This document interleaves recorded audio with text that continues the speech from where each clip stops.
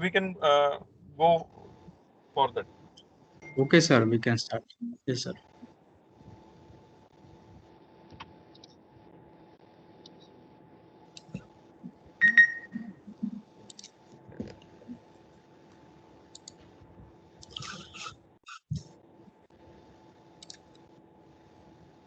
Nikhil, sir, will you start the recording? Yes, recording has been started, sir. Yes, sir. Thank you, sir. Yes, sir. Honorable Principal Dr. UP Wage, sir, the President of IIC, and today's expert, Mr. Swapnil Gawande, the Registered Patent and Trademark Consultant, Dr. Puneet Fuljele, Secretary IPR Cell, Datta Mekhi Institute of Medical Sciences, Deemed University, Dr. S.S. Khedkar, sir, Vice President of IIC Cell, Dr. Chitriv Ma'am, Yogita Chitriv Ma'am, Convener IIC Cell, Dr. S.P. Adhav Ma'am, Head of Department, Electrical Department, respective HODs and faculties, and all the participants, a very good afternoon, and I welcome you all for this session. Yashwantrao Chauhan College of Engineering, in association with Institute Innovation Council, YCC Technology Business Incubation, and Department of Electrical Engineering, is organizing this workshop on patent drafting and filing. This workshop will provide a unique opportunity to all the participants to patent drafting and filing procedure in India. Today's expert is Mr. Swapnil Gawande, will guide us regarding patent drafting and filing. I request Yogita ma'am to brief about IIC. Thank you, Dr. Gaigwal sir. Am I audible? Yes, ma'am. Okay. Yes. So thank you. Good afternoon, everyone, and welcome to this webinar on patent drafting and filing. So on behalf of YCC Innovation Council, I, Dr. Yogita Chitriv, the convener of IIC YCC, welcome all the dignitaries present over here. I'm very much thankful to Swapnil Gawande sir, Director BLI Consultancy Private Limited, registered patent and trademark consultants, for accepting our invitation to deliver this talk on patent drafting and filing process. We have with us Dr. S.S. Khadkar sir, Vice President IIC YCC, and Director of TBF Foundation, Dr. Puneet Fuljele sir, Director Research House of DMIMS Varda. I'm thankful to Salladao ma'am, Dr. Salladao ma'am, HOD of Electrical Department, for organizing this event, and Dr. Sandeep Gaigwal sir, coordinator of this workshop, for taking all the efforts for the coordination of all of this event, and all the IIC members present over here, Nikhil Mangalurkar sir, social media coordinator of IIC. We have Professor Dev Sahare sir, IPR coordinator, who is handling the IPR portfolio of the institute. And I'm also thankful all the participants for this overwhelming response to this webinar.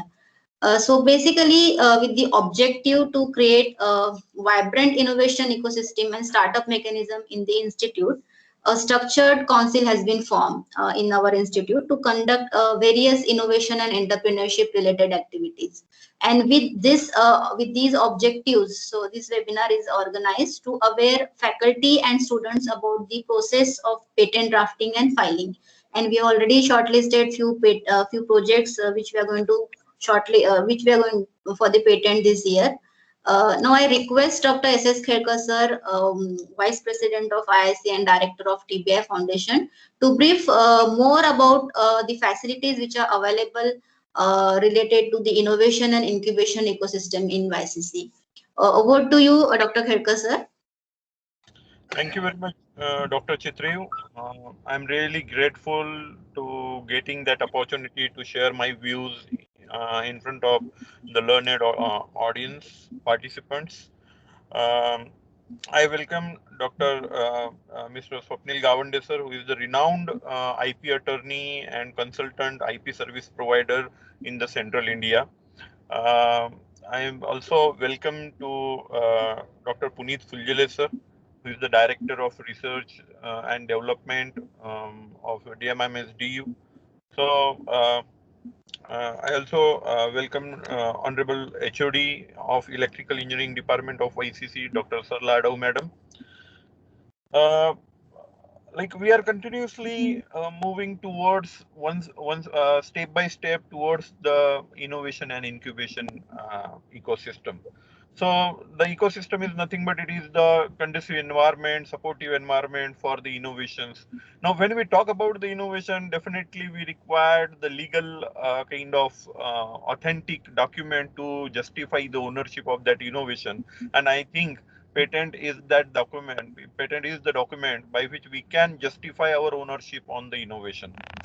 Now, we have initiated these activities from session 2016-17, and step by step, up till now, we have filed more than 70 patents to the Indian Patent Office.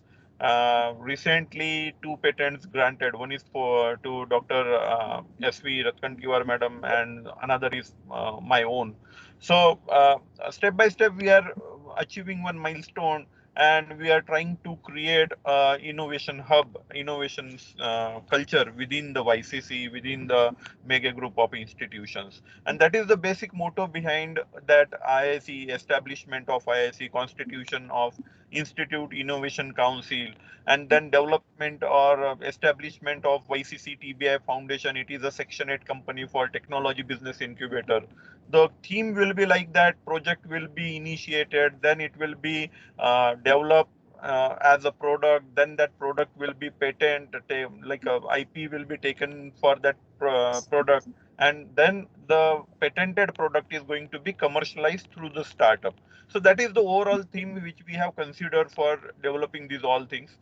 Right now, we have also selected for this current session 2020-21, we have selected 41 project out of, like we all know that YCC every year carried out near about more than 300 projects. So out of that 300 projects, as per the recommendation of department, we have selected 41 projects for the patent drafting and filing process. I also want to mention here that we are having a tie-up with the firm BLI Consultancy Services, IP Consultancy Services, owned by Mr. Swapnil Gawande sir. We have already signed an agreement between the YCC and BLI Consultancy, under which we have recently, in December 2020, we have filed 4 patent application jointly with DMIMS DU, that is the Datta Megi Institute of Medical Science, deemed university. So we are also in a process to initiate some collaborative projects where the medical ideas provided by the medical experts, and that idea is going to be nurtured by the technological development by the student and faculty of engineering institute. So this kind of collaborative initiative, we are expecting that through these initiatives there will be a joint quality research will be considered as an outcome, which will be turned into a quality publication and quality patents. So by keeping in this mind, we have prepared an action plan, and this today's webinar is one of the part of this action plan.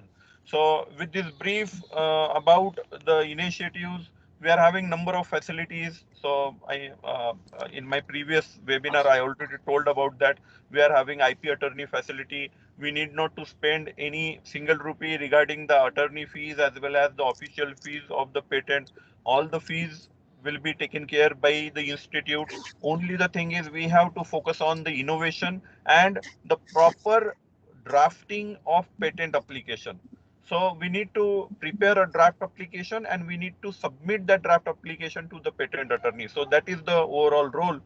By considering these all, I am expecting very useful guidelines is going to be provided by Mr. Swapnil Gawande sir, which will be really helpful in the coming period.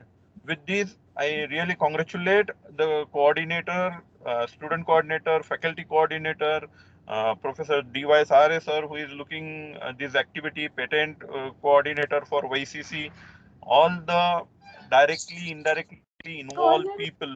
I am really thankful to all, and I appreciate the kind of effort taken by all.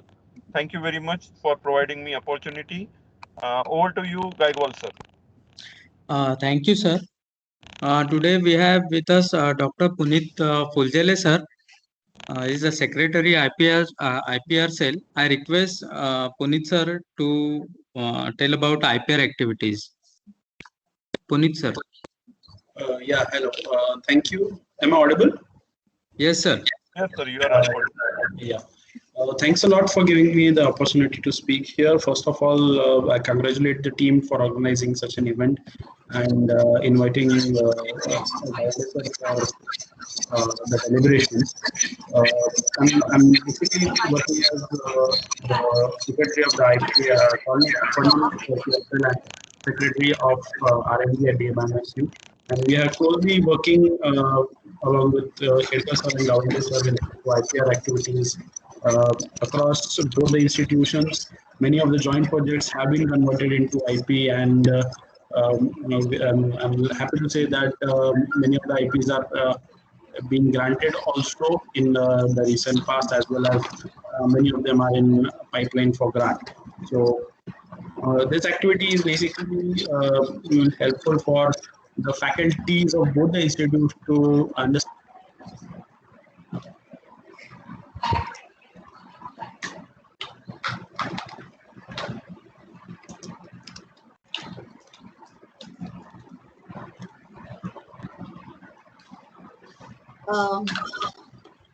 Hello, Puneet sir. Yeah, thanks a lot for the opportunity.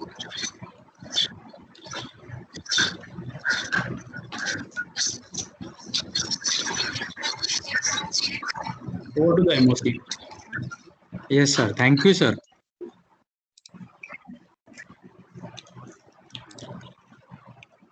We are very fortunate to have today's expert, Advocate Swapnil Kavande. He is a director at BLI Consultancy Private Limited. He is a former adjunct professor at IBSS Rajendra Gode Engineering College. He is a registered patent and trademark consultant, as well as certified QMS lead auditor, BIS.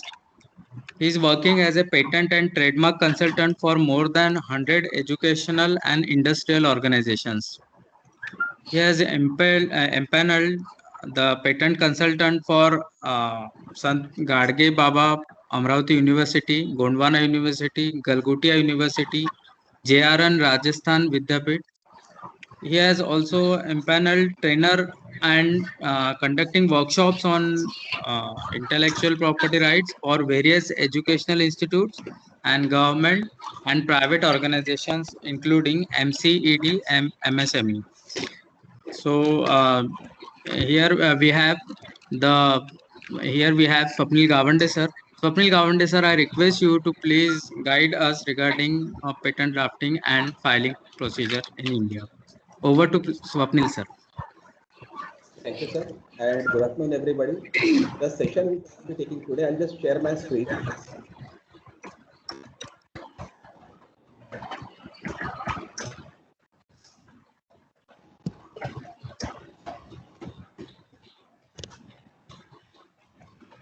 The session which I will be taking today is on will be specifically concentrating on patents, and moreover we'll be concentrating on how to generate an idea, how to draft it, how to provide accurate information in a patent application.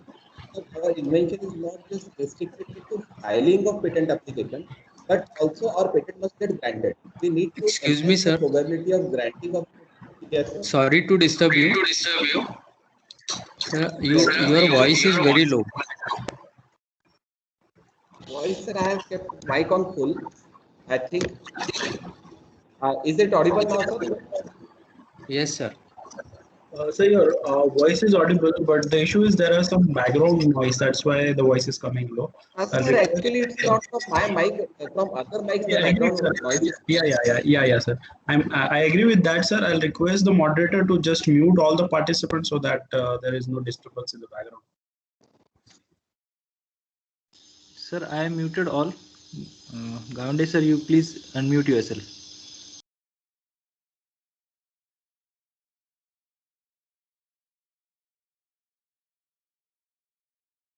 can you confirm?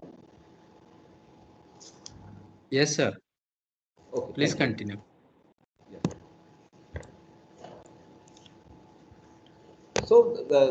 Because just filing a patent application is not a big deal. We need to see two things. One thing is that our patent application must get granted, and just getting patent application granted is not a big step. The big step is it must have some kind of commercial utilization, so that the patent application which we are filing at patent office, in future if the invention gets commercialized, we must gain from it. And if you really want to gain from your patent granted patent application, it must be properly drafted, and the information which is provided in that patent application, it must be in a proper format and in a proper way. For that purpose, first of all, before moving towards patent application and its drafting process, we need to understand what exactly we are doing when we are filing a patent application. For that purpose, whenever we are working on any invention, the exact thing what we are doing is that by way of filing of patent application, we are converting our invention into a property. And whenever we say that we are converting our invention into a property, there must be a proper legal format or legal way in which you are disclosing technical facts of your invention. Only after that you can properly file a patent application, and properly your invention can get protection in that patent application. For that purpose, whenever we talk about property, so we need to understand patent is part of intellectual property. And when we talk about intellectual property is nothing but any property which we create using our brain. That all those kind of properties are called as intellectual property. That means properties created from our intellect are called as intellectual property. These intellectual properties are also further divided into multiple types like patent, trademark, industrial design, and geographical indication, as well as copyright. So these are different types of intellectual properties. So today, as we will be concentrating on protecting our inventions, we'll be purely concentrating on part of patenting. So when we talk about patent, first of all, we need to understand if we are having an invention, how can we protect our invention? Globally, there are two modes in which inventions are protected. One is by keeping our invention as a trade secret, and other is by way of patenting of our invention. So when we talk about trade secret is nothing but it's our responsibility that the invention which we have developed, it must not get outside our domain, or it must only reach to people whom we want to share our invention, not beyond that. That exactly is called as a trade secret. Like we can take an example of Pepsi, Coke, the chemical compositions which are used in Pepsi and Coke, or the spices which are used in KFC, or the higher end perfumes which are there, the way in which those perfumes are manufactured, all these things are kept as a trade secret by those companies. But biggest problem with trade secret is that if anything happens to inventor who has invented or who is custodian of that trade secret, what will happen for that trade secret? Along with them, that trade secret also gets vanished. So for that purpose only, the concept of patenting emerged. Patent is nothing but by way of patent application, you are entering into an agreement with government. And what exactly this agreement is, you are claiming that I am having a trade secret. And the trade secret which I am having, I am ready to teach my trade secret to society. But why will you be teaching your trade secret to society? For teaching your trade secret to society, government provides you a monopoly for a span of 20 years, so that no person without your consent for a span of 20 years can either use, manufacture, or even import that technology in Indian market. If you want to do that, the thing which is required from your end is you need to teach your invention to society. Now imagine if it is identified that the faculty who is teaching a specific classroom is providing improper information or incomplete information to its students, and because of which their results are getting impacted. Will that faculty will continue for next session, or will students like that faculty to be continued for next session if that faculty is not providing proper information relating to his subject? Same rule is applicable for patent application also. When you are teaching your invention by way of your patent application, you must properly teach your invention so that a person having technical skill in that field must be capable to understand and perform that invention. If by reading your patent application, a person having technical expertise in that field cannot understand or even perform that invention, that means your patent application is not properly drafted. So for that purpose only, the first thing which we need to have is that there is a way of teaching of our invention. We cannot say that in future, if any person is having any doubt, he can come to me and I will explain it to him. Whatever is disclosed in your patent application is the part which is there in your invention. Apart from that, whatever is there, that will not be covered in your patent application. And for that purpose only, first of all, we need to identify, as sir rightly said, the best best option or the best opportunity which these two institutes are having is that one institute is from medical field and other institute is from engineering field. And when we will be merging these two common streams together, if we create a platform where these two streams, where faculties and students in these two streams can team up together, a very new domain or avenue can be created, and we will not be just filing patent application, we can file commercially successful patent application. So we need to understand first what exactly these commercially successful patent applications are. For that purpose, for the first issue which comes is that there are many misconceptions in our mind, that if I am going to file a patent application, it has to be very sci-fi technology or it must be very top-end technology. And for that purpose only, why exactly this happens? Because we see only patent applications which create huge highlight, which are filed or acquired by top MNCs globally. For that purpose, I have just kept few examples in front of you, like a self-deploying screen protector, which is a patent acquired by Apple. Another is super drone for online deliveries, where without any human interference, the AI system will take the order, process the order the drone to deliver that parcel at your footstep without any human interference. That is acquired by Amazon. Another are artificial robotic bees which can perform the function of pollination as such as natural bees. That is a patent which is acquired by Walmart. So these are multiple inventions which look very interesting. But if you actually see your surrounding, are you actually seeing this invention in your surrounding? So until and unless that invention reaches market or it is having a market approach or potential, although that invention might be looking very interesting, but it is having no use. For that purpose only, we can take other examples of patent application. Like the image which you are seeing, this patent application was filed by J.B. Friedman in 1948. But still we are using this invention. What this image of this invention is, J.B. Friedman went with his 3 years old daughter in a juice shop. When he went in to a juice shop, his daughter was facing difficulty to drink the juice which was placed in the glass, sitting on chair and the glass which was placed on the table with straw. Friedman realized if this straw can be folded, how convenient it will be.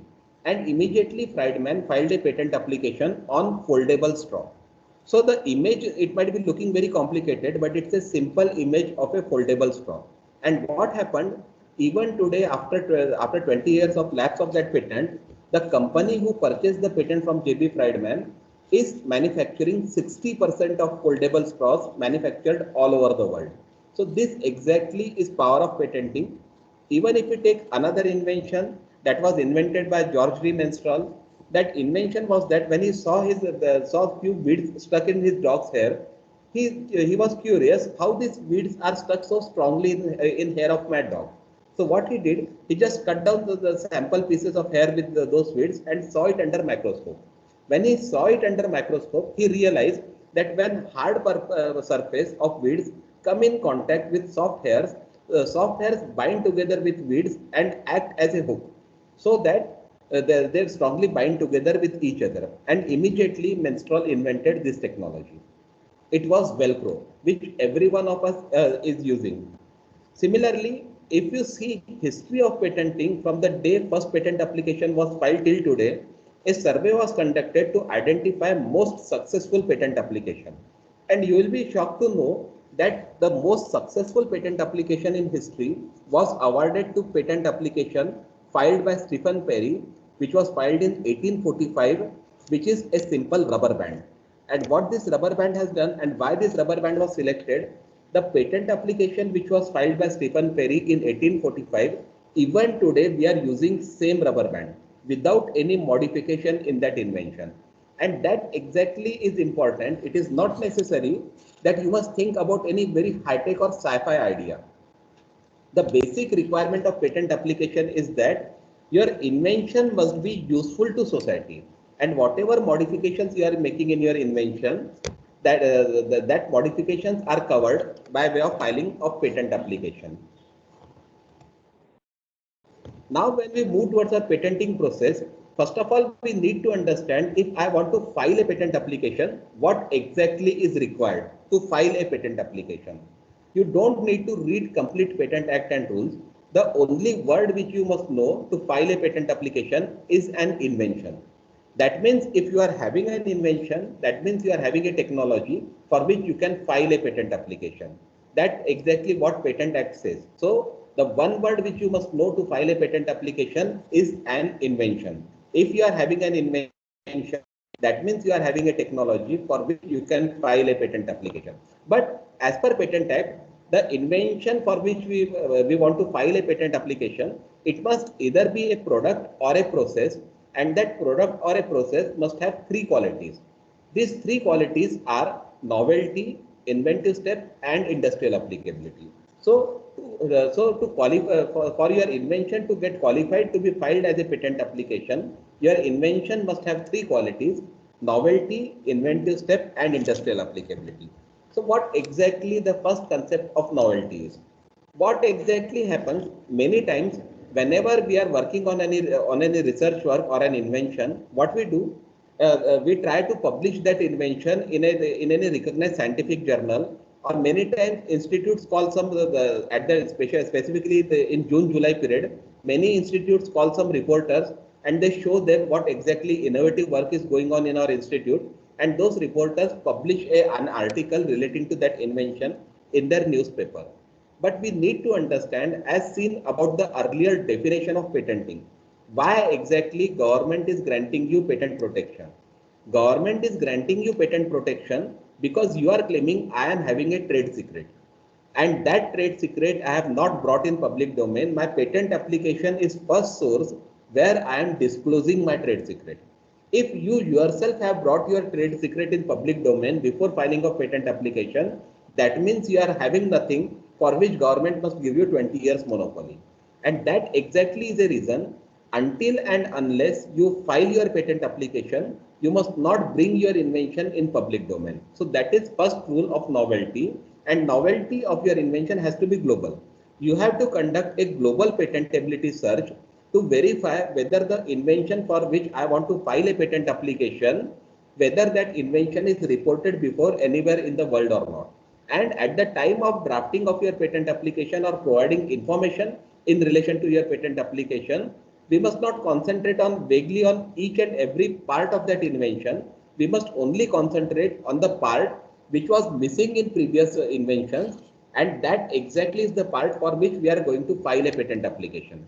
So that is the first rule, which your first quality which your invention must have, that is novelty. There are few exceptions to this rule of novelty.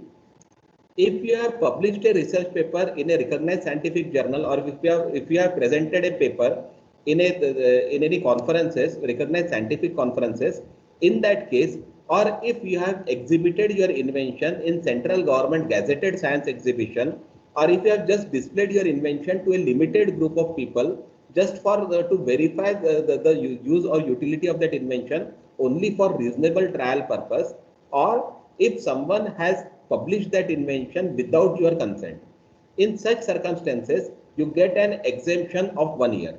But always keep in mind, this is a medicine when you are deceased.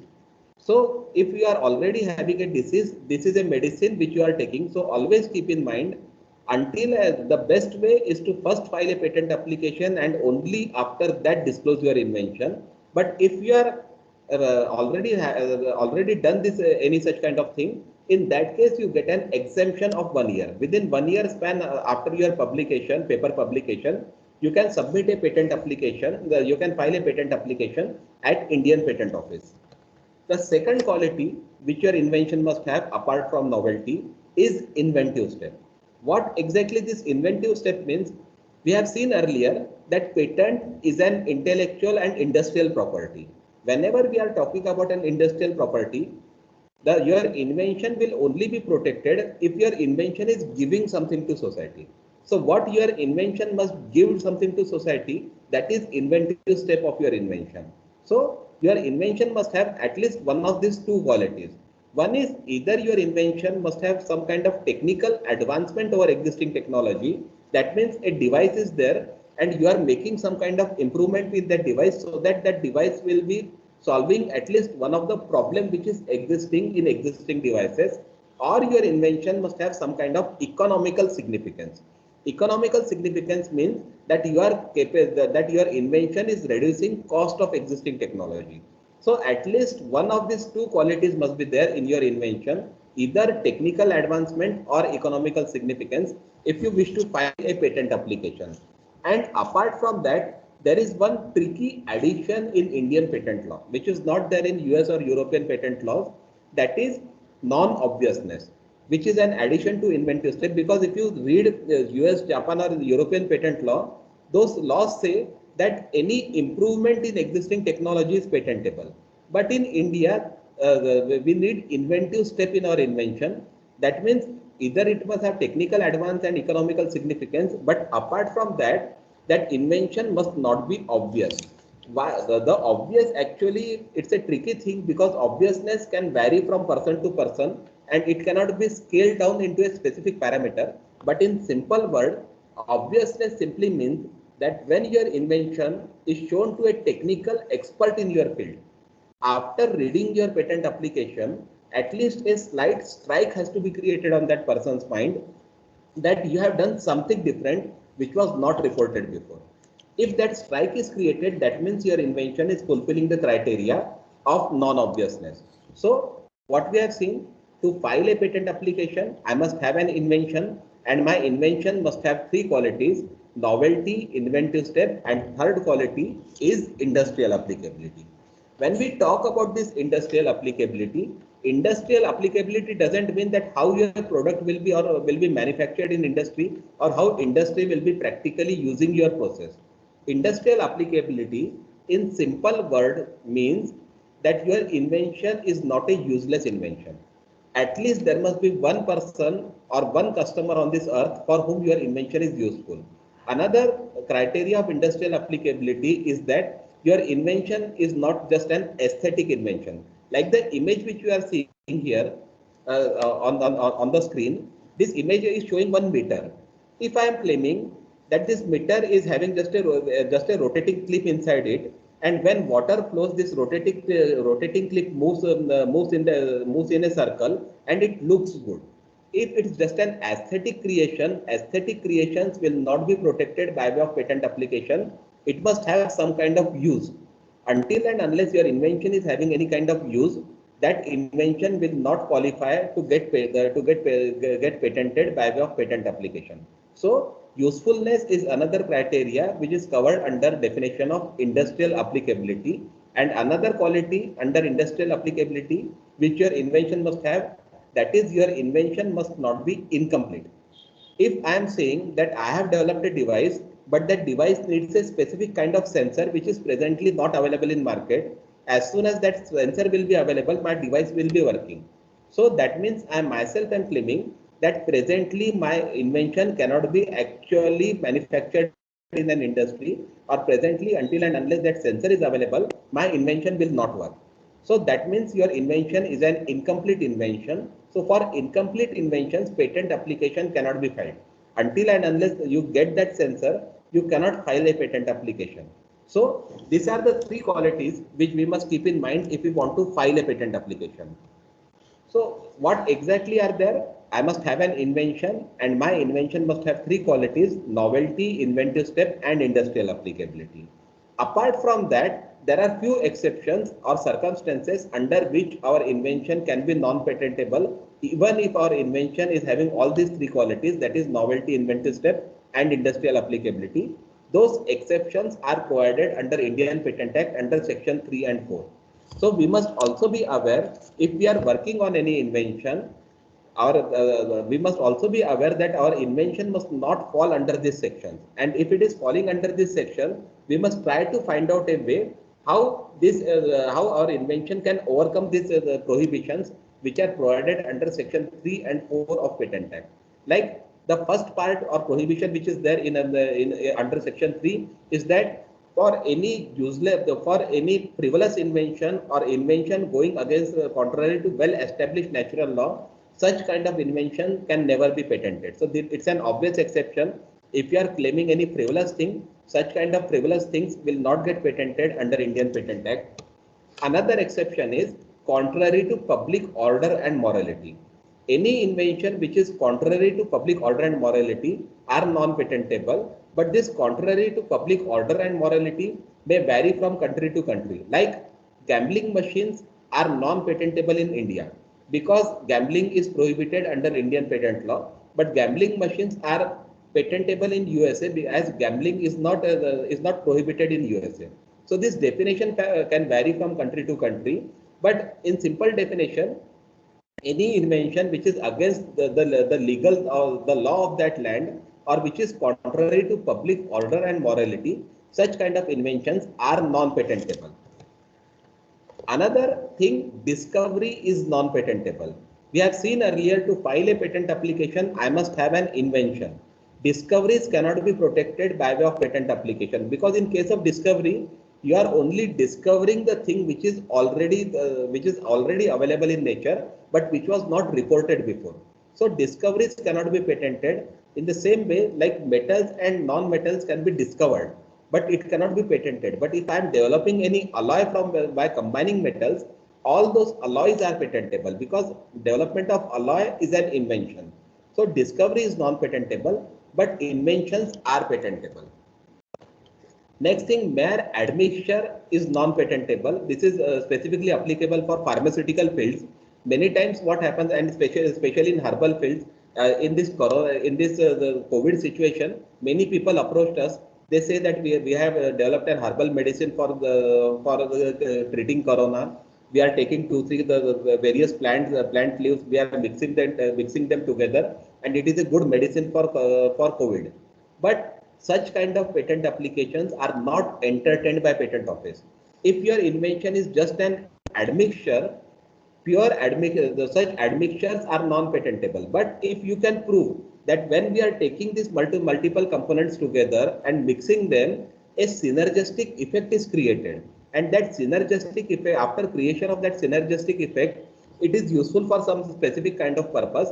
Only in that case, your invention becomes patentable. Apart from that, if you are just taking paracetamol and brufen and mixing them together, it's only an admixture, and admixture cannot be patented. But if you can prove that when brufen and paracetamol are combined together, they combine with each other and create a synergistic effect, because of which it creates a medicine which can be used for typhoid. In that case, that invention will become patentable. Apart from that, mere admixture is non-patentable.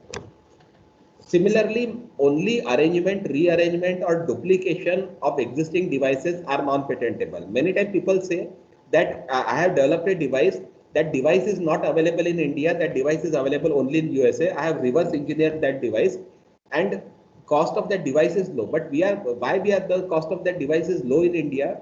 Because we are not looking towards the cost which is required to manufacture a device in USA. The labor cost is high, material cost is high. Their expectation, the company who has manufactured that product in USA is also expecting some revenue that the company must gain.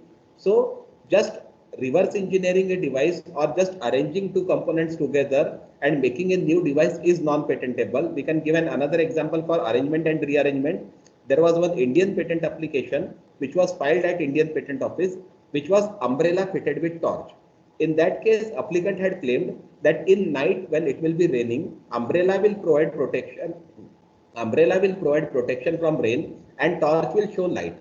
But what that person was doing, torch was an independent device. It was nowhere interfering with functioning of umbrella. Umbrella was an independent device. It was nowhere interfering with functioning of torch. He had just fitted that torch on that umbrella. So this is only arrangement or rearrangement of existing devices. This cannot be patented. Similarly, method of agriculture and horticulture is also non-patentable. But devices used for agricultural or horticultural purposes, all those devices are patentable. If I am saying that if I give the water 3 times a day to crop of soybean, I will get better yield.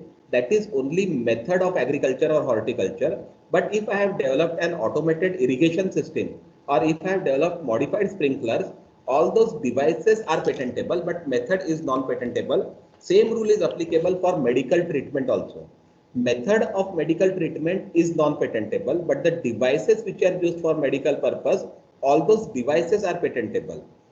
This can be in simple word, we can understand that various medicines which are there, if you are saying that this medicine has to be given in specified quantity 3 times a day, 2 times a day, it is only method of medical treatment. Although medicine can be patented, but how a dose of that medicine is to be administered to patient, that cannot be protected by way of patent application. Or another example, the strains which are used in at the time of angioplasty, initially the balloon strains were there, then metal strains came, then the herbal coated metal strains came, then radioactive coated metal strains came. Now combined with the coated metal strains are coming. All these strains are patented. But the way in which surgeon implants those strains at the time of angioplasty is his skill. And that thing cannot, the way of surgery cannot be protected by way of filing of patent application. So devices in the medical devices are patentable, but the way but the method of treatment cannot be protected by way of filing of patent application. Similarly, there is another section which is very important for engineering stream people, that is section 3K. Section 3K is a troublesome section. That's why we have separately mentioned this section. What this section 3K says, any mathematical method, business method, or algorithm or computer program per se is non-patentable. Section 3K clearly prohibits any mathematical method, business method, algorithm, or computer program per se. It has prohibited all these things from patentability, but you will see when we are talking about anything legally, we have to reach each and every word. In this section, it has not written anything after mathematical method. It has not written anything after business method or algorithm. But in case of computer program, this section says computer program per se is non-patentable. And when we use the word per se means computer program as it is non-patentable. If you have just developed a pure computer program, you need to take copyright protection for that computer program. You cannot file a patent application for that computer program. But if your computer program is embedded in some hardware, and if that hardware is having some kind of novelty, or if your computer program is part of some unique process, and that process is having some kind of novelty, in that case your computer program also becomes patentable. So new calculating machine is patentable, but the way in which that machine is performing calculations, that is non-patentable. So this is section 3K, which we must keep in mind when we are drafting our patent application or when we are thinking about our invention. If our invention is a pure computer program, we must analyze for what purpose this computer program will be used, whether I can embed this computer program in some unique device. And if you can do that, in that case, even your computer program will become patentable. But apart from that, pure computer program is non-patentable. Similarly, there are other exceptions also. Plants or animals or seeds or biological processes, all these things are non-patentable. Like cloning is also non-patentable, or artistic or aesthetic creations, all these things are covered under copyright and hence it is non-patentable. A scheme or rule or method of performing any mental act or playing game or presentation of information, all these things are non-patentable. If you are working on IC, masking or of IC cannot be protected by under Patent Act, but there is a different act, that is IC Act. You need to file application under IC Act if you have developed an IC circuit, or if you are working on masking of IC. In that case, we'll have to file a separate application under IC Act. We cannot file a patent application for that. Similarly, aggregation or duplication of known properties of component, that is non-patentable, or invention relating to atomic energy. All inventions relating to atomic energy are treated as property of government, and hence inventions relating to atomic energy are also non-patentable. Now we will start our actual step. What happened? I am having an invention. I wish to file a patent application for my invention. What I will have to see? I will have to see that my invention must have three qualities: novelty, inventive step, and industrial applicability. And apart from that, the three qualities which my invention is having, apart from that, my invention must not fall under section 3 and section 4, the prohibitions which are provided under Indian Patent Act. My invention must not fall under this act, under this prohibitions. Once I am sure that my invention is not falling under these prohibitions, I will start the process of patenting of my invention. But how will I start the process of patenting of my invention? You think that your invention is having novelty and inventive step, but how exactly you will verify whether my invention really suffices this purpose and it can go for patenting or not? That can be done at inventor stage itself. It is not at all necessary to take advice of consultant.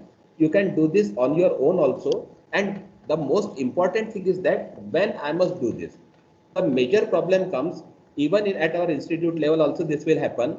We will select a project, we will work on project, we will complete that project. After completion of our project, all those files will be sent to patent attorney to verify how many of these inventions patent application we can file. And what will happen, we will be selecting 100 projects, and out of that 60-70 projects will be rejected, that these projects are non-patentable, and 20-30 projects will be selected to move ahead for patenting. So what will happen, the 70 projects which were there, on which maybe if four people have worked on single project, the effort of such a huge group will be wasted. Around 280 to 300 students and faculties who have worked on different projects, their efforts will be wasted, their 6 months effort will be wasted at the time of patent application filing. So why this must happen? This happens because we start working on the project, we complete that project, and then we think that now I want to go for patent application filing, and at that time we conduct a patentability search. So I will strictly recommend you that whenever you are planning about any invention and you think that in future I will be going to file a patent application for this invention, at that stage itself conduct a patentability search on your own. I will give you an example. If I am traveling from Amravati to Nagpur for this workshop, at the time of traveling by bus, I realized that seats of this bus are not comfortable. If these seats had been in this manner, they might have been more comfortable. That means during my travel itself, I have invented an invention which can be patentable because existing seat is having a problem. I have came across an idea with the help of which this problem can be solved. What I will do, after reaching Nagpur, immediately at that stage itself, I will never start working on that invention. The first thing which I will do will be, the first thing which I'll be doing will be, I will be conducting a patentability search at that stage itself as soon as I reach Nagpur. Why I will be conducting patentability search? I will have to cross check whether the idea which has came in my mind, whether such similar idea is already reported or not. So that what will be happening, the efforts which I will be taking in future, that efforts can be saved. So at that stage itself, I will be conducting patentability search. How can I conduct patentability search? There are free to use search engines. You don't need to take subscription of any paid database. There are free to use search engines. One of the best search engine is patents.google.com, that is Google Patents. Another free to use search engine is freepatentsonline.com. Apart from that, ipindia.nic.in is official website of Indian Patent Office where you can search Indian patent applications. USPTO is another is official website of US Patent and Trademark Office where search engine is patentability search engines is available. So what you will be doing, what I will be doing, as soon as I am free, first I will conduct a patentability search before starting the process of the working on that invention. In that patentability search, if I find 3-4 patent application relating to the bus seat construction, and if I think that okay, these applications look similar to the idea which came in my mind, I will verify those applications and I will try to find out what exactly is missing in this site, in these patent applications which I have observed in my patentability search.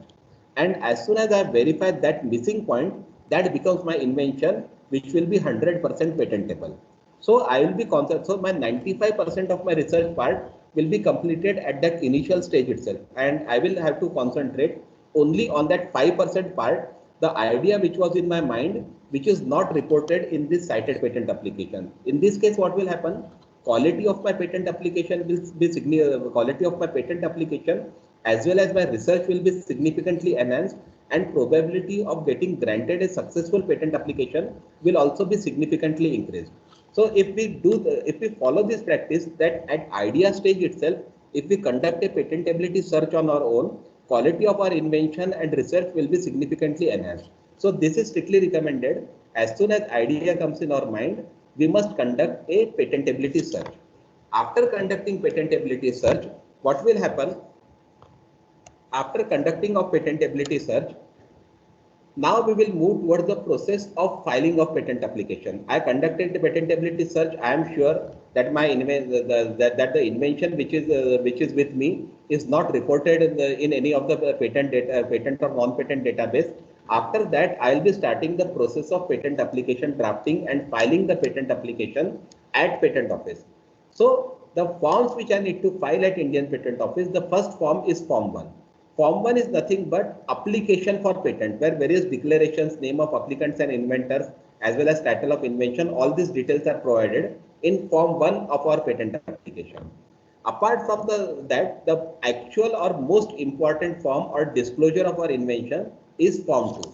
And this is the most important form which will be deciding what your invention is, whether your patent application will be granted or rejected, as well as even if it is granted, whether it will be a commercially successful patent application or not.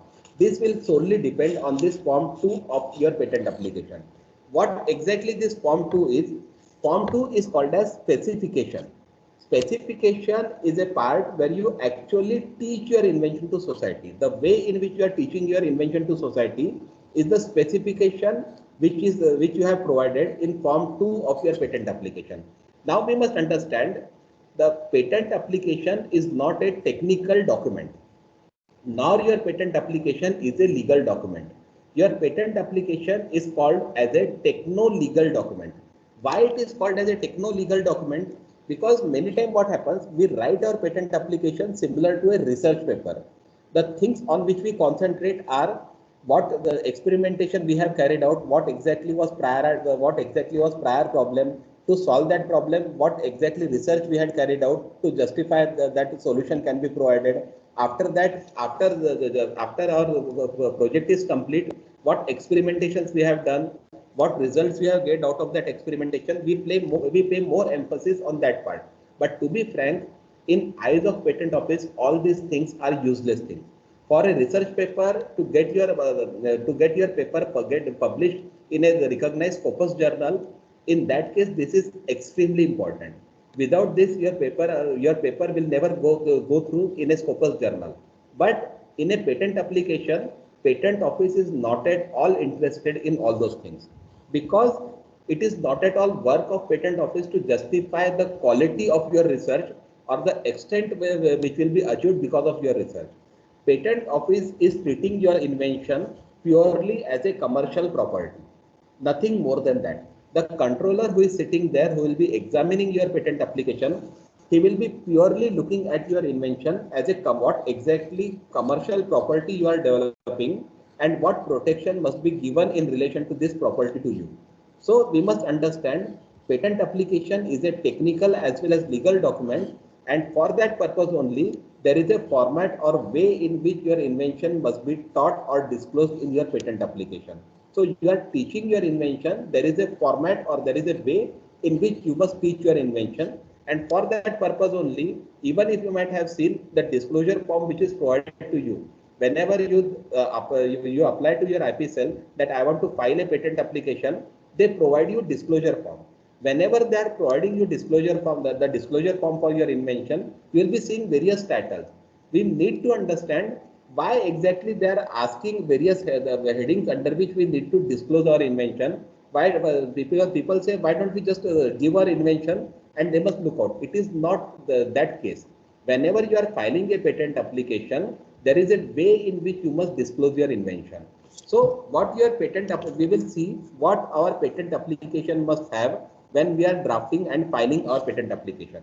The first thing which our patent application must have is title of our invention. There are rules for the title of our invention. The basic rule is that your title must never be of more than 15 words. There is a strict prohibition. Your title can never be of more than 15 words. Second thing about your title is that your title must be a pure technical title. No fancy word must be used in a title of your invention. Even the word like novel, new, unique, such kind of words are not allowed in title of your invention. If it is a product, straight away write down name of that product. If it is a process, straight away write down process for performing such and such kind of thing, and end your title. Title has nothing to do. Many times people say that my title is not unique. Title will never be unique, and no one is concerned about what title you have provided to your invention. If you if you go on Google patent and search for toothbrush, you will find out more than 300 applications who are having common title, that is toothbrush. Nothing more than that. Why this is happening? People are, or patent office is not at all concerned what title you are providing, but the rules of title which are provided, that rules have to be strictly followed. Another thing in your invention, what you have to provide is technical field of your invention. Now, what exactly this technical field is? Like an example, I come for this workshop. I tell you, my name is Swapnil. I am a patent consultant. I just give a lecture for 2-3 hours to you, and I leave there. If in future you want to contact me, you want to file a patent application, and you want to approach me, you are having only word Swapnil. Based on Swapnil, can you identify me? Similarly, in your patent application, when you are filing a patent application, every patent application is provided an international classification number, that is called as ICLA number. To provide an international classification number which is provided at preliminary stage itself, patent office must not have to read complete invention. Patent office will read technical field of your invention, and based on the technical field of your invention, they will identify to which field this invention belongs, to which examiner your patent application must go. That is identified based on international classification number, which is provided based on technical field of your invention. Many times what happens in technical field, we write down whole paragraph. Technical field is not to disclose your invention. Technical field is only there to identify to which field your invention belongs. Like an example, if I am working on piston mechanism of internal combustion engine, my technical field will be, in general, present invention relates to automobile engineering or mechanical engineering. More specifically, present invention provides a solution for piston mechanism in internal combustion engine used in vehicles. That's it. That is technical field of my invention. As soon as my application will go to administrative department of patent office, the person sitting there will see technical field that this invention relates to mechanical engineering. He will forward that application to examiner who is from mechanical engineering field. That examiner will see more specifically present invention relates to piston or to the piston or sealing mechanism of internal combustion engine. As soon as he sees that, he will come to know I don't have to read complete mechanical engineering, or I don't have to work on whole internal combustion engine. I only have to see the person has worked only on piston mechanism. I, I only need to see the piston mechanism which this person is disclosing in his patent application and compare it with existing piston mechanism. Apart from that, I don't have to look into anything else. So this is technical field of your invention, which is provided there in your patent application. The third thing which is there in your patent application is prior art. Now, why prior art is necessary? Many times some people say don't write prior art, but it is a wrong practice. Why prior art is there in your patent application? Prior art is basically divided in 3 parts. First part is a generalized view. If I want to provide a solution, what is general scenario of that field, that is provided in first paragraph. Second part is what solution other people have tried to provide. Now, what exactly happens whenever you are claiming that I am filing a patent application for my invention is having novelty and inventive step. But how people will come to know whether really your invention is having novelty or inventive step? They will have to compare the things which are already available in market. If you are providing 2-3 patent applications or non-patent databases or devices which are already available in market, what problem those devices are having, it will create an impact on examiner that It is not that you have just picked up an invention and filed a patent application. You have conducted a proper study that when I am filing a patent application, I have verified what exactly is available in market, what problem that existing devices or processes are having, and what solution is required to overcome this problem. That exactly is mentioned in prior art part of your patent application. Next, fourth part in your patent application is object. Object is nothing but what advantages your invention will be providing compared to existing technology, or why you took so much time or effort to invent this invention. That is explained or provided under the heading of objects of your invention. Next heading in your patent application is statement, or in US patent application, you will find synopsis. Synopsis or statement is provided. So in statement part is nothing but briefly in a simplified language, you provide an explanation about what exactly your invention is so that any person can understand what exactly your invention is in a simplified manner. That is provided in under the heading of statement of your invention. Next part is brief description of drawing. Whatever figures you are providing in your patent application, there is a strict rule in relation to figures of your patent application. The figure must always be provided on A4 size sheet. The figures must never be photographs. Photographs are not allowed in a patent application.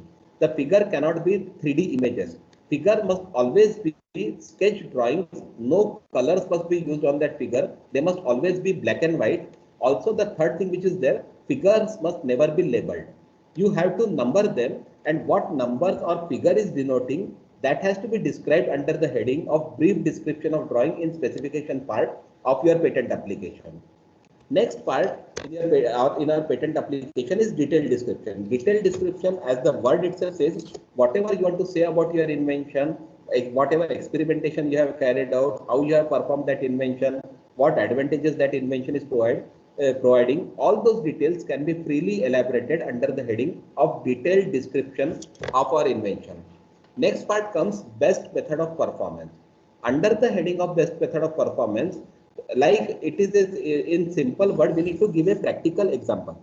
Why we have to give this practical example of working of our performance of our invention? Because Patent Act says that if the opponent is successful to prove that applicant, that inventor has deliberately kept hidden of way of working of his invention hidden in his patent application, that is a ground for revocation of your patent.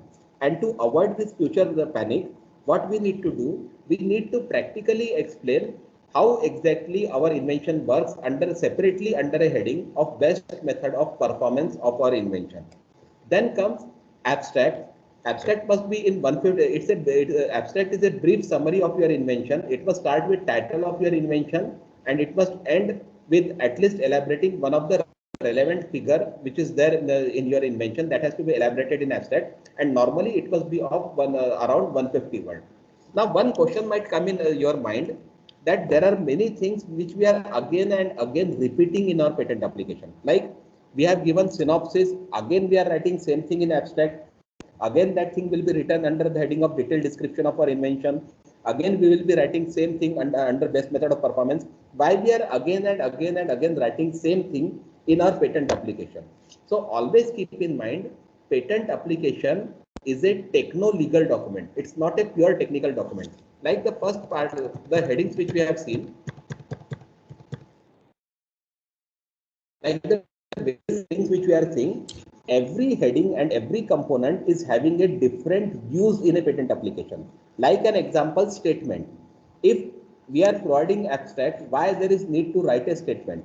What I have said, abstract is having a rule that abstract must be of must be in around 150 word. It must start with title, it must provide brief summary of your invention, and it must end with figure. But statement is not having same rule. Statement is brief summary of your invention in a simplified manner. Why statement is provided in a patent application? I will give you an example. Like before, I have filed a patent application on piston mechanism of IC engine. That application will be examined by a mechanical engineer, who is an examiner who is a mechanical engineer. They will decide whether this patent will be granted or not. The technical expert will be verifying my patent application, and he will be granting that patent to me. But what happens after grant of my patent application? If someone is infringing my patent application, what resource or what option I am having? The resource or option which I am having is that I will have to go to court to get an injunction. When I will be going to court, the person sitting there will be arts or commerce graduate who don't even know why my car is working, because of which I am traveling from my home to the court, and he will be having no knowledge about that invention. So, and if you are talking about, sir, look at the claims. This is the technical way. In 5 minutes, the judge will say, okay, I will hire a technical expert. Let report of technical expert come, and then I will think about that. And you will never get an injection or any kind of remedy in that case. And for that purpose only, we explain our invention in simplified manner under the heading of statement, so that any person must at least get a brief or precise idea about what my invention is, what components are used, and how my invention is performing. That is about statement. Similarly, about the best method of performance, I have explained that there is a rule that whenever your patent application, whenever you file an infringement suit against any person in court, the first line of defense which that person takes or opponent takes is the infringer takes is that the person has deliberately kept the part of proper working of his invention hidden in his patent application. That is his first line of defense. So that in future that person must not get that line of defense, a separate with separate heading best method of performance of invention is provided in a patent application. That is the reason whenever you are disclosing something in your patent application, don't pay much emphasis on research data or research part. Patent office is not at all interested in that. If I am sitting as a controller examining your patent application, what I will be looking, I will be reading your patent application. I will be checking after reading your patent application whether I am getting a clear idea about your invention or not. When I am getting a clear idea about your invention, I will be verifying the invention which is disclosed in your patent application, whether that invention is fulfilling the criteria of novelty, inventive step, and industrial applicability or not, and whether it is falling under section 3 or 4 of Patent Act. Apart from that, what experimentation you have carried out, how those experimentations were carried out, what results you have gained. As a controller, I am not at all interested in all those things. If it is a device, I will check what your device is, what components are required, list of components or specification of those components, how those components are assembled together to construct your device, and how your device is working. Apart from that, whatever information you are providing in your patent application, I will straight away skip that part because that is not my concern or not my area of work to verify the results which you have provided in your patent application. So a clear and precise information is to be provided to attorney if you want to properly and clearly draft your patent application or to get a successful patent application. Apart from that, apart from all these things about title, technical field, and abstract, the most important part of your patent application is the most important part of your patent application are claims of your patent application. Why these claims are most important part of your patent application? In previous 12 headings, I am completely disclosing my invention. Like say an example, if I want to file a patent application for this bottle and I have developed a unique opening mechanism for this bottle where I have placed a lid and this bottle can open in this way. But I cannot directly write about this only about this lid in my patent application. I will have to explain the whole bottle, the sealing mechanism, and then I will be writing about lid. But this doesn't mean I am getting protection for complete bottle. I will be getting protection for only for the lid part which I have developed or which is innovative in the whole bottle of this patent application. And this lid part is to be claimed specifically under the heading of claims. When people say patent is granted to me, that doesn't mean the whole invention is granted to that person. We need to check what claims of that patent application are granted to this person, and whatever claims are granted by patent office are is the actual fencing of your invention, in which if any person is entering, he will be treated as an infringer. If he is not entering into that fences and the performing that invention lying out of those fences, that means that person is free to do that. And that is the reason why claims are most important part of our patent application. In case of and that's why it is said every complete specification should end with claims. And another thing, the claims is a statement of technical facts expressed in legal terms. We can give a simple example. If I want to purchase a 200 square foot plot in Ravinagar, well, if I just write down that in Ravinagar, in this colony, there is a 2000 square foot plot which I am purchasing, can it get registered in registry? If you actually read whatever the registry document is there in your home, you go home and read that document. Even if you are staying at that property from past 20, 30, 50 years, it will be difficult for you to understand what exactly is written about my property. It will be clearly mentioning it if it is in Marathi that 2000 square फीटचा plot या जागेत या survey number मध्ये located इतक्या नंबरचा, त्याच्या पूर्वेच ही गोष्ट आहे, पश्चिमेच ही गोष्ट आहे, उत्तरेच हे आहे, दक्षिणेच हे आहे. That means what exactly they are doing? They are legally fencing your 2000 square feet plot. Similarly, in your patent application also, you have to legally fence your invention. And whatever legal fencing of your invention is done, it is done under the heading of claims of your invention. What exactly is the part of invention which is your property? That is fenced by way of claims of your patent application. So this is a manner, and hence whenever you are providing any information to attorney, apart from providing disclosure of your invention, you must also write down notes that as per what I think, these are the innovative parts which must be there in claims part of my patent application. I think that this is the innovative part which actually I have invented. So as far as possible, try to add this part in claims of my patent application. This noting everyone must, as far as possible, provide to attorney, so that it will be in attorney's mind also. Many times what will happen, you have provided this disclosure, attorney might look at inventive steps of your invention in a different manner. Whereas you might be thinking that there are other parts also which are inventive and which must be protected by way of claims. And if that part is not coming under a heading of claims of your patent application, that will be out of ambit of your invention. Hence, as far as possible, you must provide guidance to attorney that as per your knowledge or your study, what part you think is innovative, and that must be there in claims part of your patent application. That suggestion must be provided to attorney. Then it is work of attorney to legally draft the claims part of your patent application.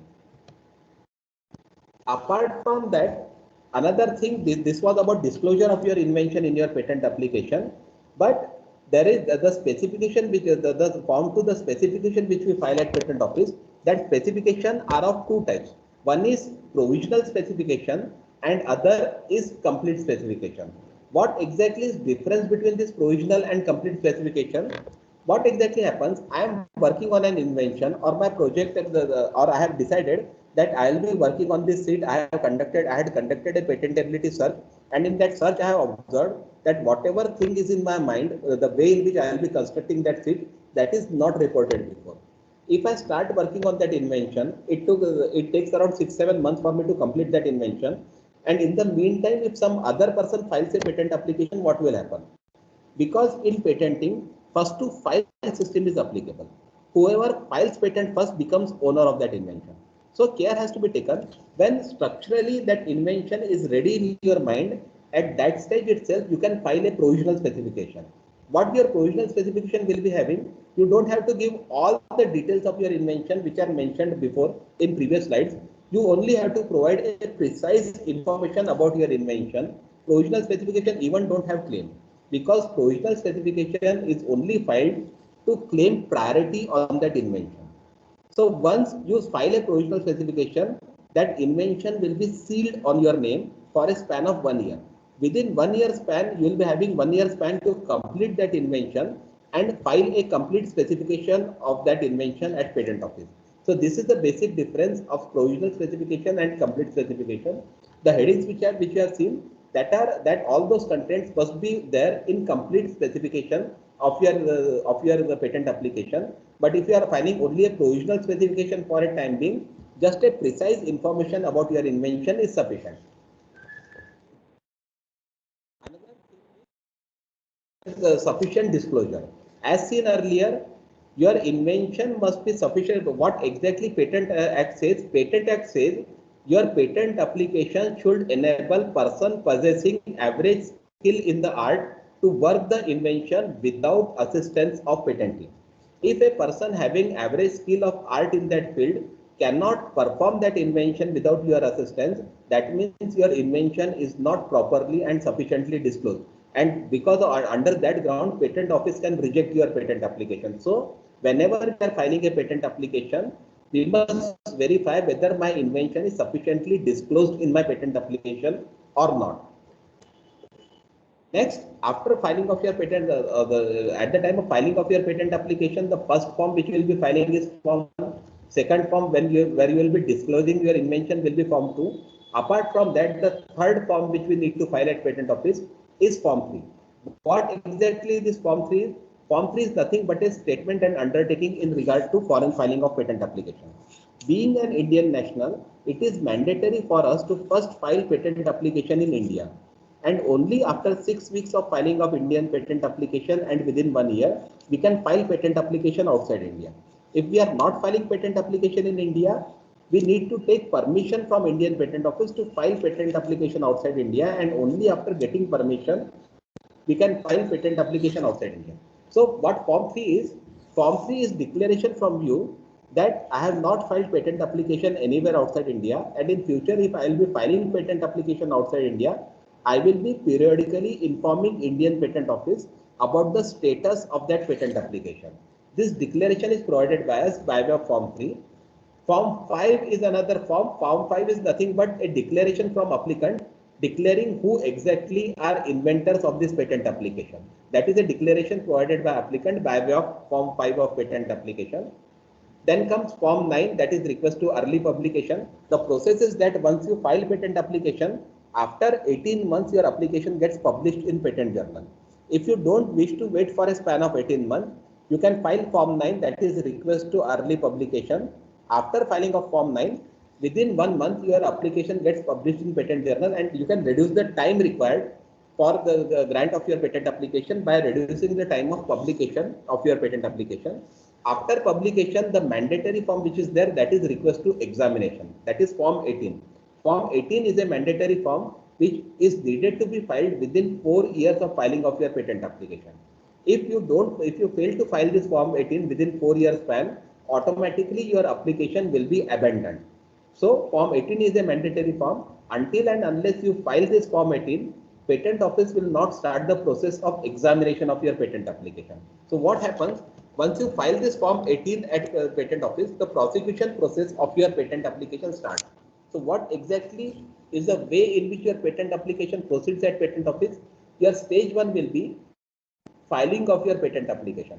Once you file that patent application at patent office, after 18 months, or if you have filed request to early publication within 1 month, your application will get published in patent journal. Once your application gets published in patent journal and you file request to examination, process of examination will start at patent office. After that, patent office will examine your patent application. What exactly this examination is? In examination also, patent office, the examiner will verify whether you have sufficiently disclosed or properly disclosed that invention in your patent application or not, the claims which you are claiming, what part of the claims are there which cannot be granted to you, as far as they will verify your invention based on novelty, inventive step and industrial applicability. So if you see the first examination report which is issued after examination of your patent application, it will be having 2-3 patent applications or non-patent database, and claiming that that already these inventions are reported, hence patent cannot be granted to you. What exactly happens? Many times people go in panic that this already patent office has reported 2, 3, 4, 5 applications that these inventions are similar to my invention. Now my patent is gone. But this is not the scenario. In every examination, patent office will be citing you patent applications.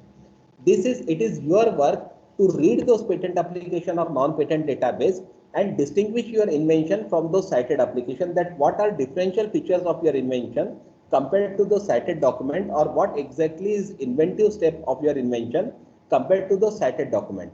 And you will have to prepare a differential chart, and based on that differential chart, you will also come to know, okay, the claims which I have written, the part which is already reported in previous application, that part you will have to delete from your claims part and redraft claims of your patent application. And within 6 months of receipt of first examination report, we need to file reply to that examination report. After filing of reply to examination report, If controller is satisfied that all the objections which he have raised in examination report are justified, controller will directly grant you that patent application. But still, if controller is not satisfied, he cannot directly reject your patent application. Controller will call you for hearing. Then through video conferencing or physical hearing, we need to attend hearing before controller. We need to justify him that, sir, what objections you are raising, these are our justification for those objections. And once you justify those objections, after justification, after hearing, within 15 days of hearing, we need to submit our final reply. Once we submit our final reply at patent office, based on our final reply, controller will take his final decision, whether patent will be granted or rejected. So this is a way in which patent application proceeds at patent office. Now, before ending my session, I'll just share a last slide with you, and I have deliberately kept this last slide because what exactly happens if we are looking at our invention just to file a patent application, it's okay. But if we think that in future there is a scenario where I'll be trying to commercialize this invention also, in that case this slide is very important for you. Why this slide is very important for you? Because the major problem which now is occurring is that we only look that if it is patentable, that means it will get commercialized. That is not the scenario. If you are seriously looking towards commercialization of your invention, you must keep some points in your mind. If you look at commercialization of your invention and if you approach any industry will not be looking at that invention from a single patent point of view. Normally, in my 15 years of experiences, rarely it has happened that a single patent application has got commercialized. Now, because we need to understand that innovation is a continuation process. What happens? We file a patent, we invent something, we file a patent application. After filing of patent application, if we are stopping at that stage, we need to identify what other people might be doing to achieve the same result. If you find out different ways in which people can achieve same result, that is there will be one way A to B which you have achieved, but there might be ways that people may add C in that and try to achieve the same goal. In that case, we must identify those ways and try to block those routes also. And we must file separate applications for those routes also and try to create a patent pool. Because single patent application may not get commercialized, but if you are having a complete patent pool for that technology, in that case, companies will also show a significant interest in your invention. If you are having multiple patent applications protecting various multiple aspects of that invention and if you try to create a patent pool for your invention. Once you create a patent pool, that is about patenting. But then we also need to understand patent is not only mode in which invention will be protected.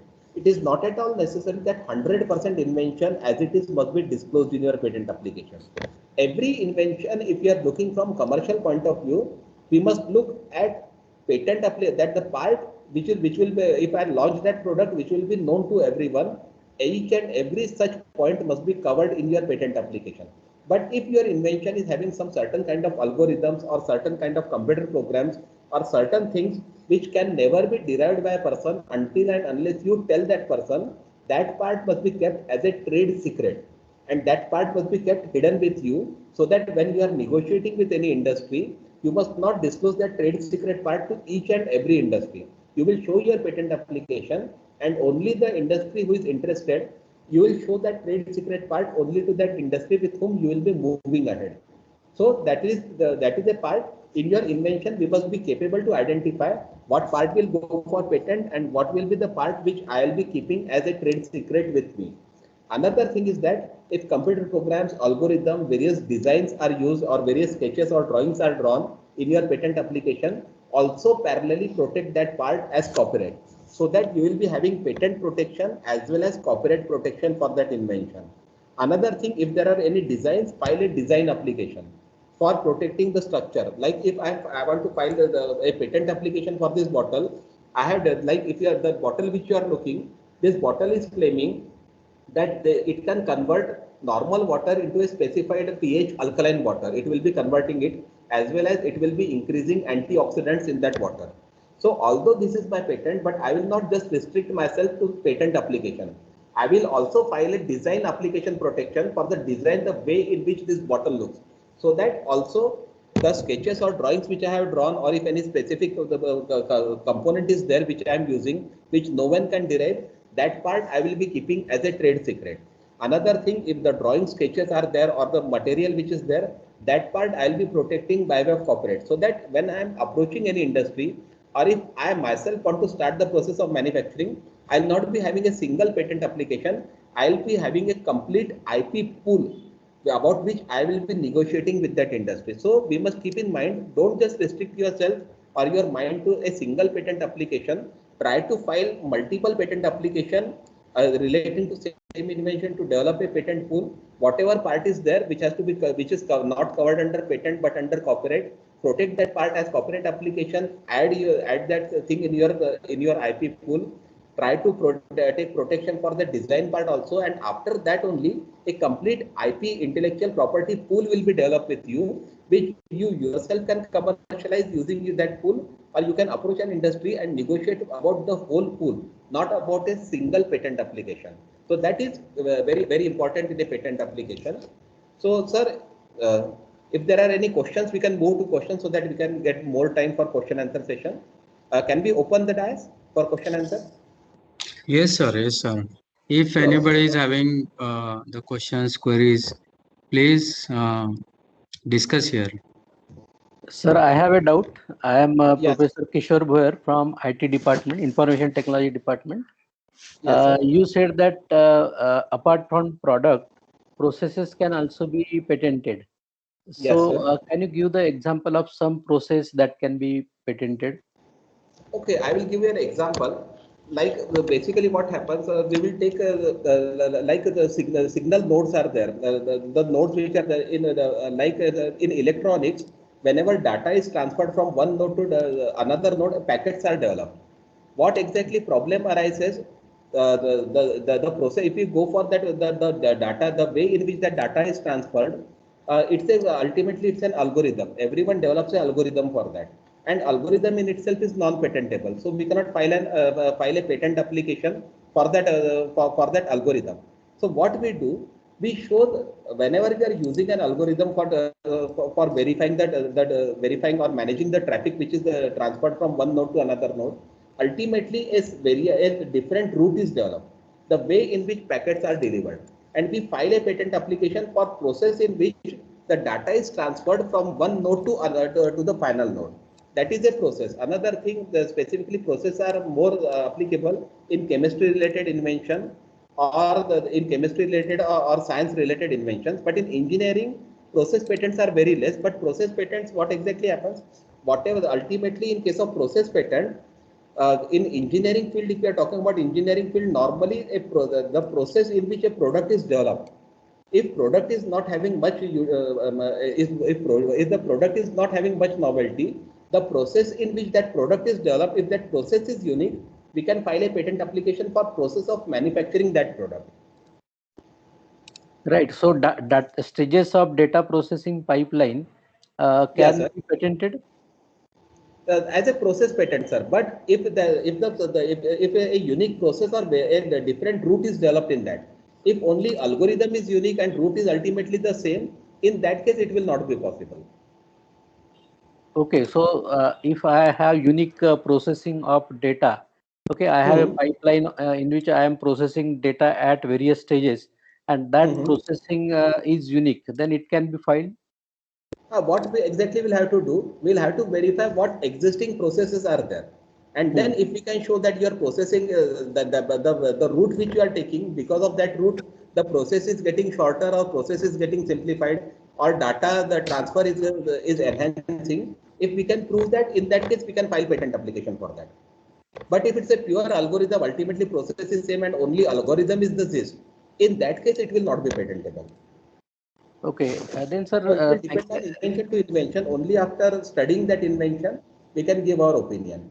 How we can find out a loophole in that. okay, sir, one more doubt I was having.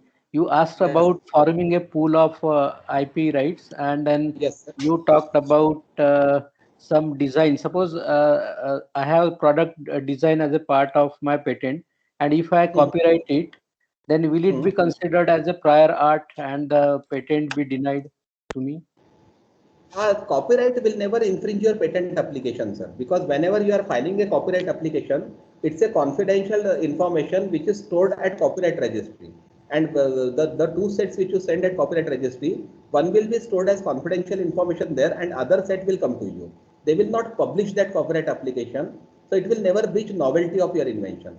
But if you are talking about industrial designs, in case of industrial designs, it is always recommended to first file patent application and then file designs application, because in that case we can say when our process was ready, we filed a patent application, but when we actually developed the product, after developing that product, we filed industrial design application. But in case of copyright, there is no such issue. But in design as well as patent, rule of novelty is there. So we have to take care how to file that file the application, which application to file first and which application to file next. That precaution is to be taken in case of patent and design, but copyright will never damage novelty of your invention. So you can file copyright even before or even after that, because what exactly is happening, patent and copyright are providing completely different protection. When I am submitting a research paper in Scopus Journal, copyright is providing protection only to the way or language in which I have written that research paper. It will not protect my invention which is disclosed in that research paper. So both the things are different. So you can go for both the things, copyright as well as patent, and it will neither patent will damage your copyright nor copyright will damage your patent. And because of that only that IP pool will be created. Okay, sir. Thank you very much. Thank you, sir. From students' side, there are questions. Students, you may Yes, please ask any queries. Hello, sir. Yes. Sir, I want to ask that, like everybody know what's the Hyperloop now, means what's the concept and the transportation system. So everyone thinks that Elon Musk and Tesla SpaceX have developed the Hyperloop system, but back in 1978, the Rand Corporation published the subway system, transplanetary subway system. So I want to ask that if somebody had already concept but not done in a practical way, and after that we are using his concept and developing that thing in real, so is that affect that means royalty or novelty of that concept? So first thing, always keep in mind, concept can never be patented, or concept cannot the concept cannot be can never be treated as breach to novelty of your invention. Patent application never protects a concept, or idea is not protected by the idea is mere idea is not protected by the patent application until and unless in their paper which they have published, they have clearly elaborated how they had developed that hyperloop, what construction is there, how they have developed that, how it will be working, what components will be required. Without that, it will not be treated as breach to the hyperloop which Tesla is developing. Because in case of Tesla, Tesla is having whole mechanism. Tesla is disclosing the whole mechanism. Some part they are keeping as a trade secret, and for some part they have filed a patent application. So patent application, it is not that the patent application protects a concept. Patent application will be protecting the hyperloop which Tesla has developed. They might have developed, the previous person might have developed an hyperloop in another way, and Tesla is developing hyperloop in another way. So concept will never get protected. You need not worry about that someone has provided the concept before. Concept will never create a hindrance for you until and unless that person has clearly mentioned that how exactly that hyperloop is constructed. Just concept will not be protected. Yes, sir, definitely. But sir, idea was already presented before, like it was not It a was new only idea. idea. It was only idea. It was just an idea. It was just idea or concept cannot be protected. That's what I am saying. If you see, and even if when we are talking about hyperloop is not just that it will be covered in one or two patent applications. For each and every component and each and every part, separate patent applications will be filed. And another thing is that the concept about which you are talking, that was disclosed in 1978. So even if that person might have filed a patent application in 1998, that patent will expire. and it will become a free to use technology after 20 years. So what exactly will happen after the part which is disclosed in his invention, that will be a free to use technology, so Tesla can use it without paying any royalty, and the part which Tesla is developing or modifications which Tesla is making, for those modifications Tesla will be filing a patent application, so that for coming 20 years no other person can use those modifications. Whenever we are looking up, towards any invention, every invention is in three parts. Like if I want to file a patent application for some component in this bottle, what will be there? Bottle will be in public domain. I am not the first person who has developed a container for storing liquid. Container for storing liquids were available before also. So I will not be getting patent for bottle. Anyone can develop that bottle. What I have developed, I have developed a B part. That B part is that the mechanism in which this bottle will not spill. This cap I have developed. But what you do, when I have developed this cap, you give this mechanism because of which you can open it, tap it, and drink water. So that what will happen?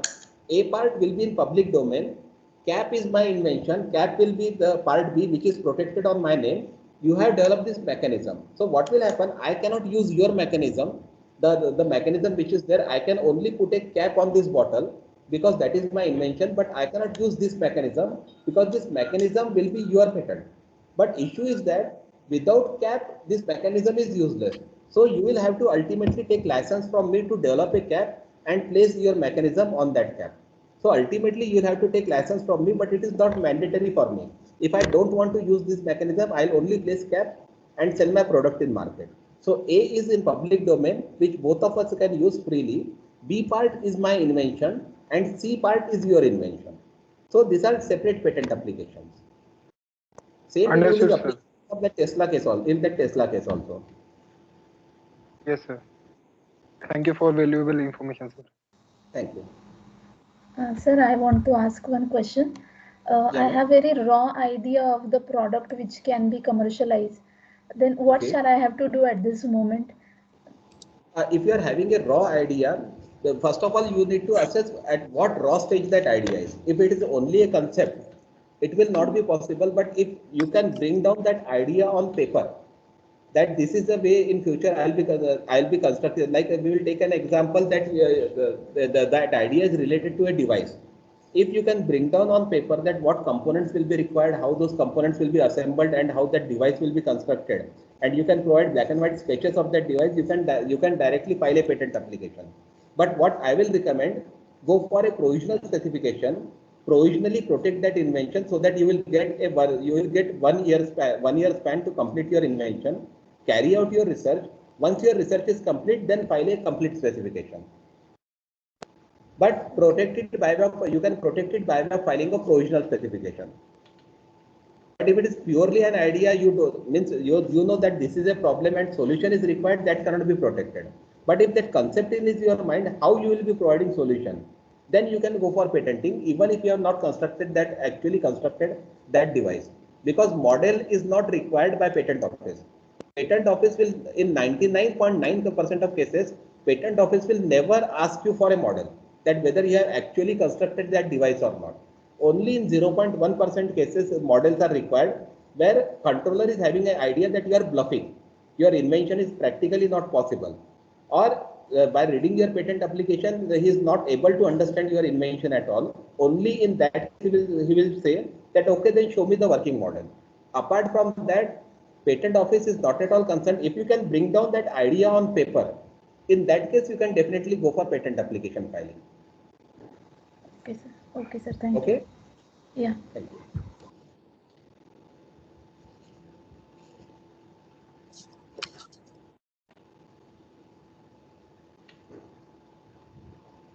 Any more questions?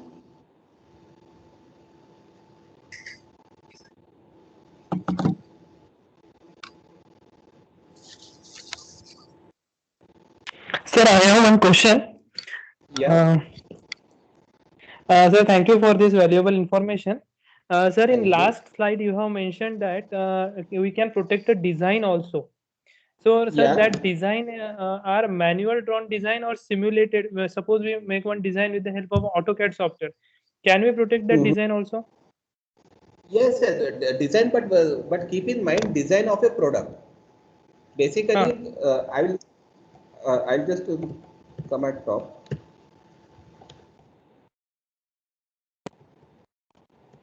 Basically, when we talk about intellectual property, there are various aspects of intellectual property. In that intellectual property, what exactly happens?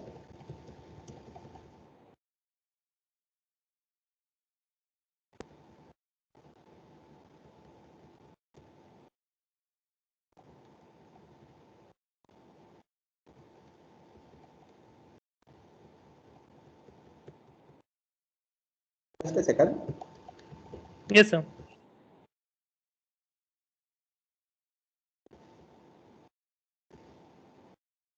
These are different types of intellectual property, and every intellectual property protects your invention, either your product or invention in a different way. The invention which you have developed, that invention will be protected by way of patent application. Like say an example, the bottle which is there. The bottle is having a mechanism with the help of which it is converting normal water into alkaline water, and it is increasing antioxidants in that water.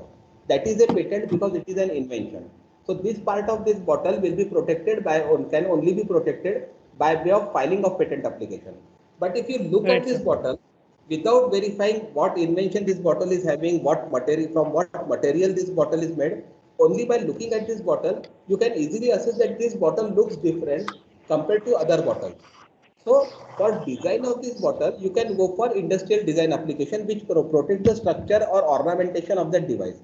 And the figures which you need to provide for that device, that can be of any type, but it must give the person a clear idea. You can make AutoCAD designs, you can make 3D images, or you can even just click photograph, or if the device is ready, you can just click that photograph of the device from various angles and file a design application.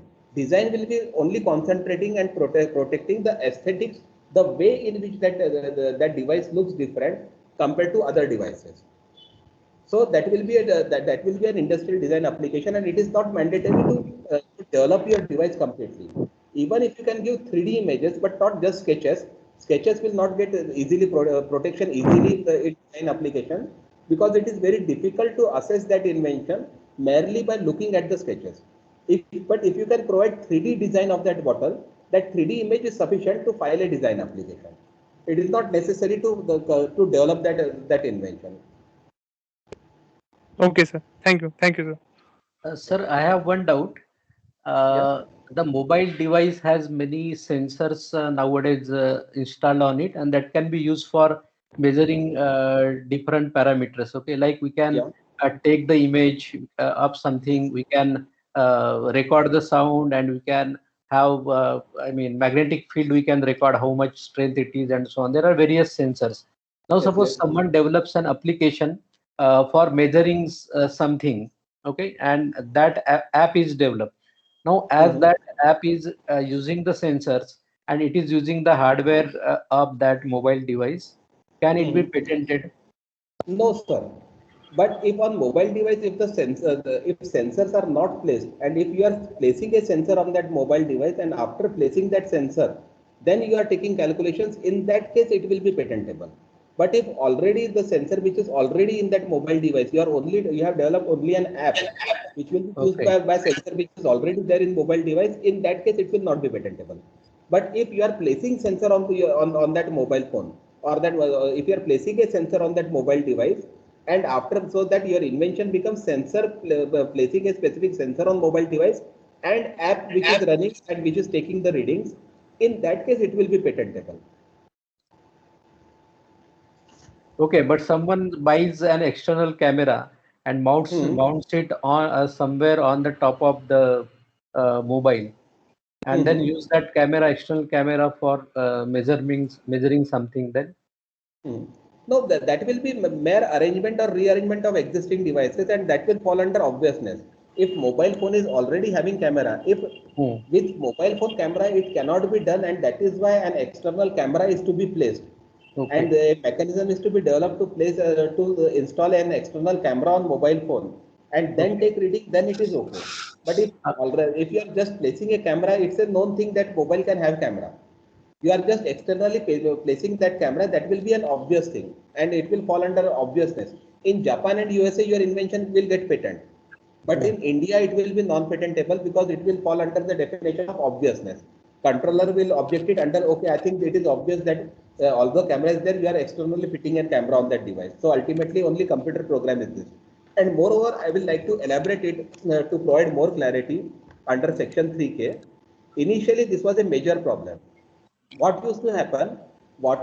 Even when client used to come to us with pure computer programs, we used to file a patent application, not mentioning computer program, but as a modified process.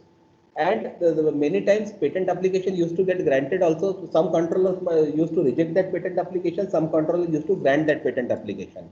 But after that, due to this discrepancy in grant and rejection, what Patent Office did in 2017, Patent Office issued CRI guidelines for computer related invention.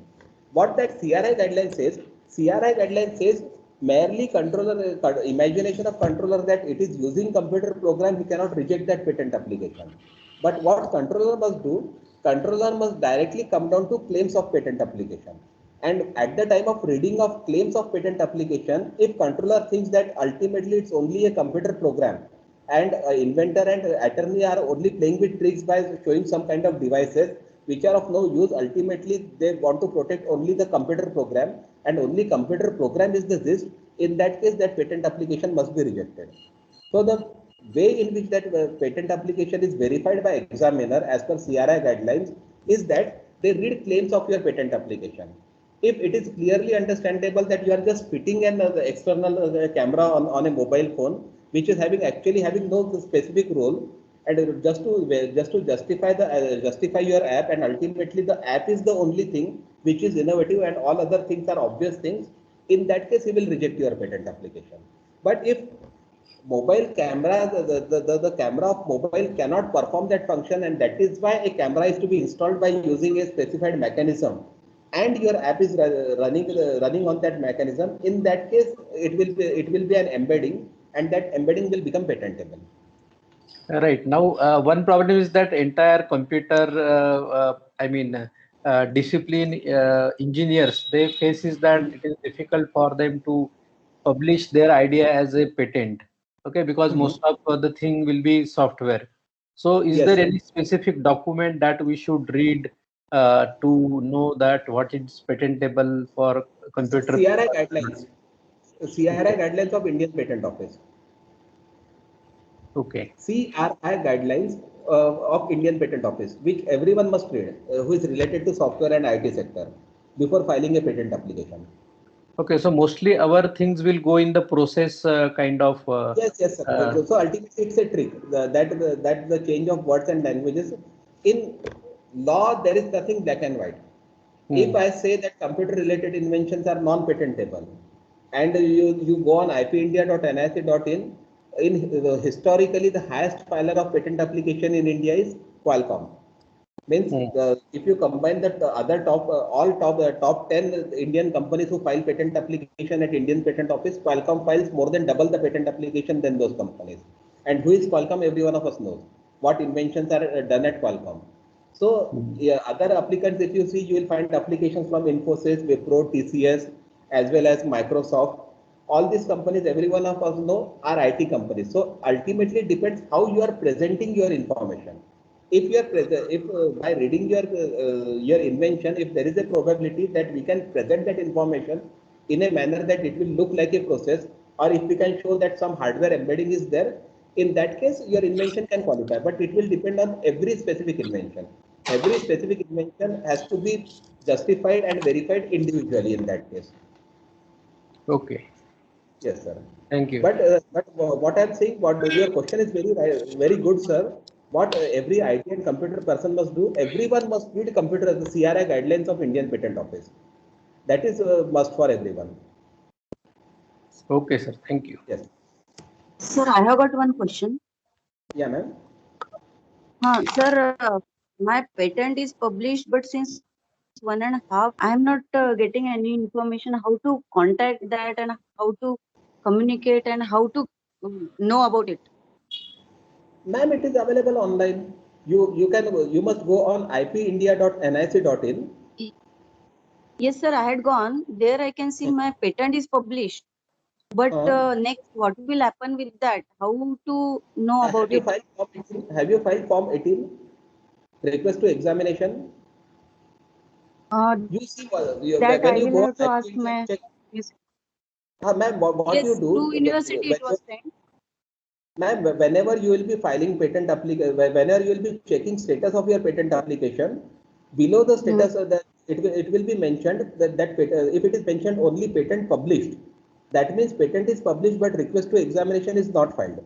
But if it is mentioned under examination, that means patent is published and now presently that patent application is under examination at patent office. So check the status of that patent application, what is written below that, under status, whether it is written only published or it is written under examination. Okay, sir. Yeah, ma'am.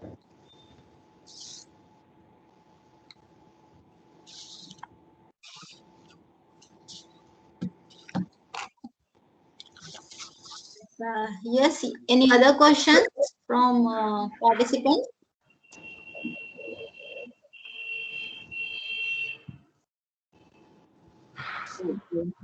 So, Gaikwad sir, can we conclude?